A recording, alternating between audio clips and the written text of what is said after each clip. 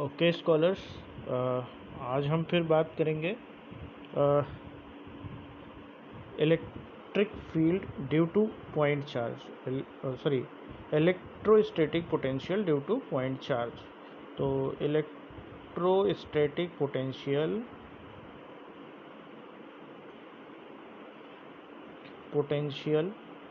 Due to point charge.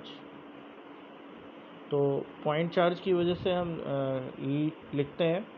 तो हमने अभी बताया था डेराइव करके कि v इज इक्वल टू कितना आएगा, q over 4 pi epsilon naught into r. ठीक है, क्लियर है। अब ये जो रिलेशनशिप आया है ये पॉइंट चार्ज के लिए है, किसी भी पॉइंट चार्ज पर।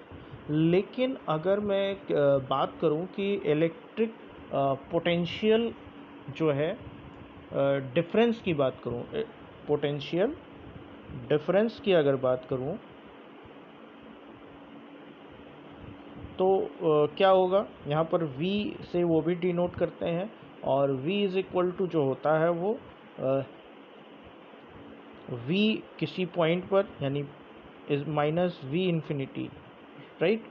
यानी जहाँ से हमको निकालना है, यानी v2 किसी पॉइंट पर जहाँ पर हमको ले जाना है फाइनल, और v1 इनिशियल, ये हम लिख सकते हैं। पोटेंशियल डिफरेंस आपने 10th में पढ़ा हुआ है और इसकी जो यूनिट है वो वोल्ट होती है, सबको पता है। ठीक है, तो इसमें आपको कोई दिक्कत नहीं आनी चाहिए। ठीक है, अब अगर मैं बात करूं कि किसी भी चार्ज के लिए, किसी भी पॉइंट चार्ज के लिए जो वोल्ट पोटेंशियल है वो कितना होगा, 1/4 pi epsilon naught into q over r, ये इतना होगा, ये हम जानते हैं। ठीक है, क्लियर है। लेकिन अगर मैं बात करूं कि मेरा कोई जो सरफेस है वो, मतलब ये टोटल जो मैं एक सरफेस ले लेता हूं और यहाँ पर मैं ये बात कर लेता हूँ कि हर पॉइंट पर, ये जितने भी पॉइंट यहाँ पर हम रख रहे हैं, यहाँ पर हर जगह पे जो पोटेंशियल है वो क्या है, इक्वल है, सेम है। क्या है, इक्वल है। यानी अगर इस पूरे सरफेस पे पोटेंशियल इक्वल है तो इसको हम कहते हैं इक्वी पोटेंशियल सरफेस। क्या कहते हैं, इक्वी पोटेंशियल सरफेस। यानी हर पॉइंट पर जो पोटेंशियल की वैल्यू है पोटेंशियल की, वो क्या है, कांस्टेंट होनी चाहिए। ठीक है, तो ये मेरा इक्वी पोटेंशियल सरफेस होगा। ठीक है, दूसरी चीज़ कि अगर मैं ये बात करूं कि कोई भी जो किसी भी चार्ज जो आता है मेरा,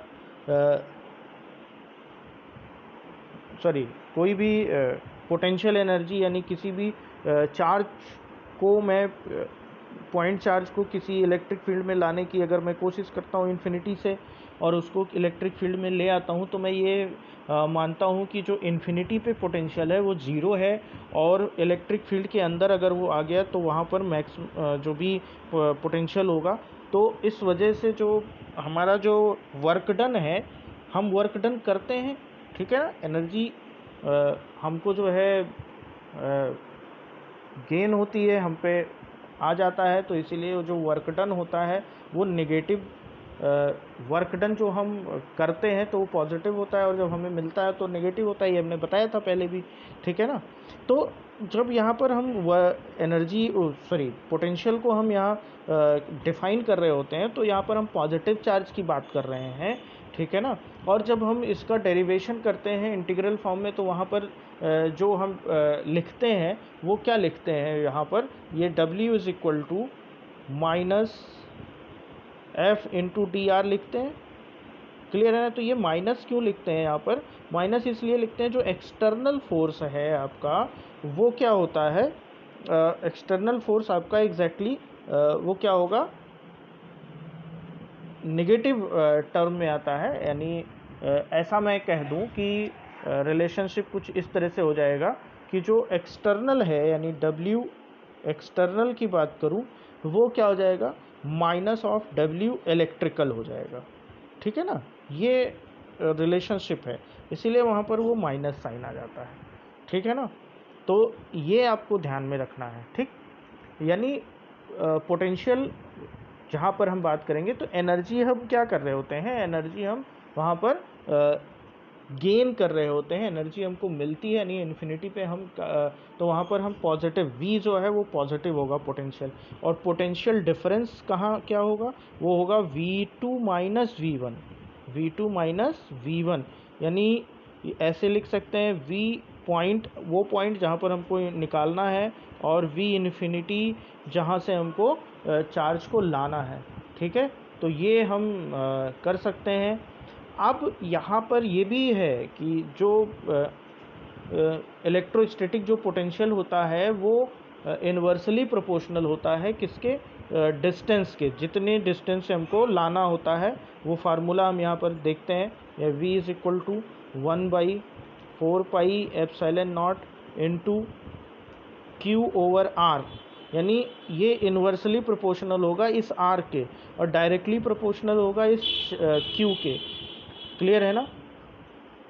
और जो इलेक्ट्रोस्टैटिक फील्ड है यानी E जो हम लिखते हैं वो क्या होता है, 1/4πε0 इंटू Q/R², ठीक है ना। यही होता है इलेक्ट्रोस्टैटिक फील्ड, यानी जो V है वो directly proportional, inversely proportional 1/R के, और जो E है वो इन्वर्सली प्रोपोर्शनल 1/R² के। ये इन्वर्स स्क्वायर लॉ को फॉलो कर रहा है, और ये इन्वर्स स्क्वायर लॉ को फॉलो नहीं कर रहा है। क्लियर है ना। तो अब इन दोनों के बीच में हमको रिलेशनशिप निकालना है, और अगर ये रिलेशनशिप हमको पता चल जाए तो फिर हम और भी काम कर सकते हैं, ठीक है ना। तो ये रिलेशनशिप हम डिस्कस करेंगे, ठीक है। तो इस रिलेशनशिप को डिस्कस करने के लिए हम आपको बता देते हैं कि इन दोनों के बीच का रिलेशन क्या होता है,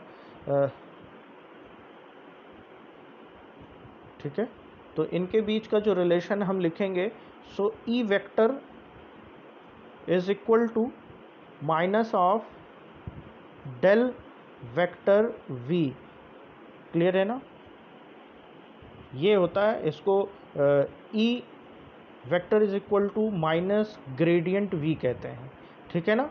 और इस डेल वेक्टर को हम इस तरह से डिफाइन करते हैं, कैसे डिफाइन करते हैं, I del over del x plus j del over del y plus k del over del z, इस तरह से हम इसको डिफाइन करते हैं, ठीक है ना। ये डेल वेक्टर है, ये इन दोनों के बीच का रिलेशन है, ठीक है ना। यानी अगर मैं इसको नेगेटिवली ग्रेडियंट निकाल दूं पोटेंशियल का, तो मेरा इलेक्ट्रिक फील्ड आ जाएगा।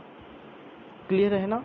तो इस रिलेशनशिप पे हम कल बात करेंगे नेक्स्ट वीडियो में, ठीक है। Thank you.